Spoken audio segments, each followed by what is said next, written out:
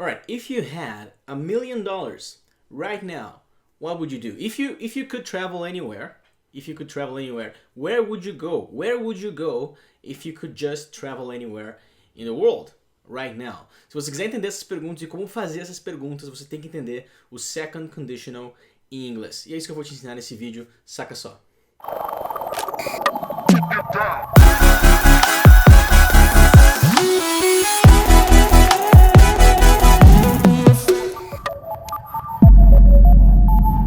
Hey everyone, it's Teacher Mike e o second conditional no inglês é a forma que você usa para fazer perguntas condicionais, por isso que se chama conditional, né? Então você tem o primeiro conditional, que são perguntas mais reais, coisas mais prováveis e possíveis.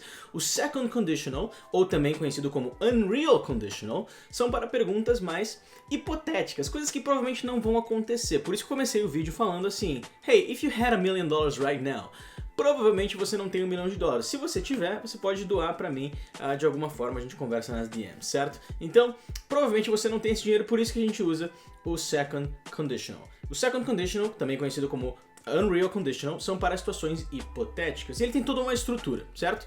Eu tô fazendo esse vídeo hoje porque muitos me perguntaram, eu fiz uma enquete no Instagram, botei uma situação de conditional lá, e a frase era a seguinte: se eu fosse você,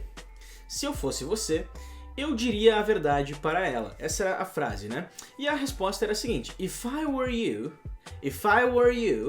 I would tell her the truth. Right? If I were you, I would tell her the truth. E por que essa frase gerou tanta confusão?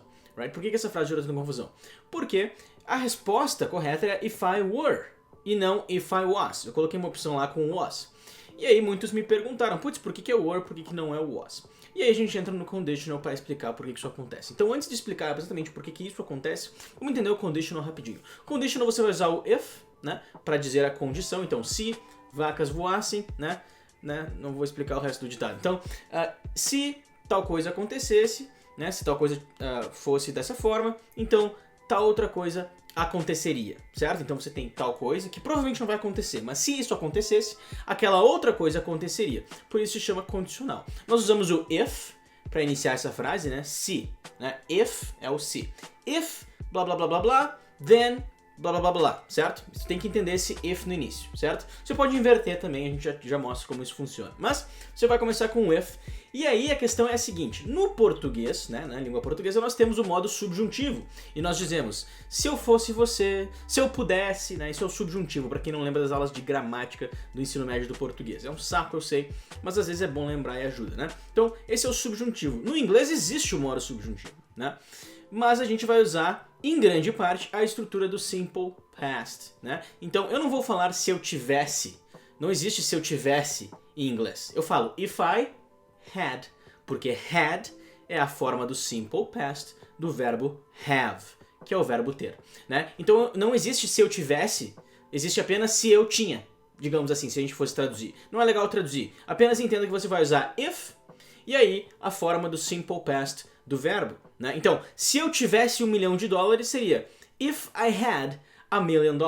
If I had $1 million, right? Isso é se eu tivesse $1 milhão. If I had $1 million, I would buy a car, right? I would buy a Ferrari. Eu compraria uma Ferrari. Então, if I had $1 million, I would buy a Ferrari. That's how it works, ok? Muito simples. If I had $1 million.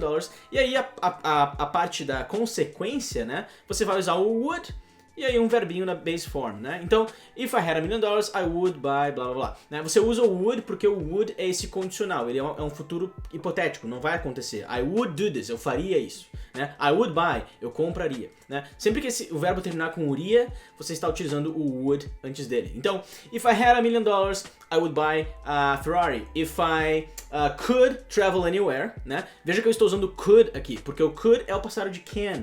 Se você não sabe ainda. If I could travel anywhere, I would go to the Bahamas right now, right? Então, você tem que aprender essa estrutura if, simple past, e aí aquela consequência hipotética, porque provavelmente não vai acontecer, esse é o segundo conditional, second conditional, usando o would e a base form do verbo, né? Então você pode fazer perguntas com isso também, desde que você coloque na ordem correta. Então eu comecei falando assim: listen, if you had $1 million, se você tivesse $1 milhão, what would you do? O que você faria? What would you do? right? If you could travel anywhere, se você pudesse viajar para qualquer lugar, where would you go? E por aí vai. Bom, tudo bem. E aí, agora a gente chega na questão. Se eu falar assim, se eu fosse você, eu diria a verdade para ela, né? If I... Opa, desculpa, deixa eu tirar aqui o som. If I were you, I would tell her the truth. E por que não é was? Por que não é was? Por que não? Tá? Por que não? Em grande parte, existem alguns contextos pequenos que eu posso usar o was com o if, mas em grande parte, no modo subjuntivo do inglês, utilizando o if, e aí o verb to be, né? É sempre o were, para todas as pessoas. Ah, Teacher Mike, mas eu aprendi que se é o I, o he, she, it, né? Eu tenho que usar o was no simple past. Sim, tem, em todos os outros casos. Porém, agora você entendeu e você já aprendeu que quando nós usamos o if, você vai usar o were, ok? Sem questionar muito, pensa assim, não interessa porque eu simplesmente vou usar o were e fim de papo. Para todos eles, então pensa que fica mais fácil, né? Você não tem que pensar o was ou were, vai ser sempre were. If I were you, if she were you, né? E por aí vai, né? Então, if I were you, I would tell her the truth. Por isso que essa é a resposta certa. Tá ok? Então isso é uma coisa que veio do inglês por um bom tempo e assim se consolidou. Agora a questão é possível falar if I was? É. Em dois contextos principalmente. Primeiro, você pode falar numa canção, numa música, às vezes como gíria você pode usar o if I was. Né? If I was you, man, né? De uma forma de mais gíria ou mais errada, entre aspas. Existe outro contexto também que você pode usar que é se aquela situação que você está falando do passado realmente poderia ter acontecido, aí você pode usar o was, né? São situações extremamente específicas. Um exemplo muito bom é falar assim, cara, se eu estava errado, me desculpa, né? Se eu estava errado, me desculpa. Então esse contexto é muito mais específico, porque realmente existe a grande possibilidade de você ter estado errado. E aí você pode usar if I was, né? Então em vez de você falar if I were wrong, I'm sorry, ficaria melhor você falar if I was wrong, se eu estava errado, if I was wrong, I am sorry, né? Então esses são os contextos, em grande parte, que você poderia usar o if I was. De resto, sempre que você usar o verb to be no condicional, né, que é esse segundo condicional, que é o condicional, como eu disse, que é o condicional não real, unreal conditional, é da hipótese, é uma coisa que provavelmente não vai acontecer. Se eu fosse o presidente dos Estados Unidos, se eu fosse o presidente do Brasil, tá ok? Então você vai falar if I were the president, né? E não if I was, ok? Como eu disse, existem alguns contextos que isso pode aparecer, certo? Se você já é meu aluno do Accelerate Intermediate, que está rolando agora, a turma que a gente tem do curso Accelerate, que é um curso com método próprio nosso para treinar disciplina e fazer com que você acelere seu inglês ou em 8 ou 12 semanas, as próximas turmas serão de 12 semanas, você não erra mais isso, né? Se você já é meu aluno do Intermediate, você já aprendeu isso, você já não erra mais, certo?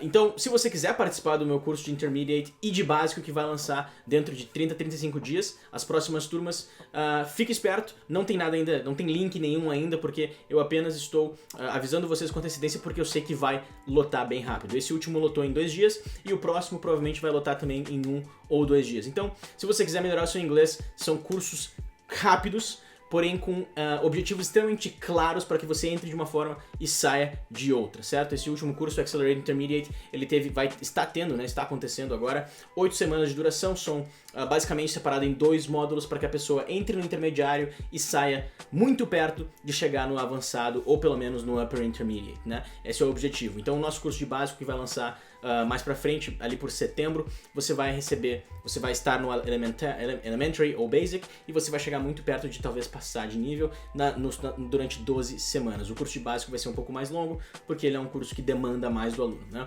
Então, enfim, era isso que eu tinha pra falar. Agora você entende o second conditional, agora você entende por que você usa o verb to be no passado usando o were e não o was, certo? Exceto nas situações em que você pode usar. É isso aí, did you get it? Did you understand? And I'll see you next time.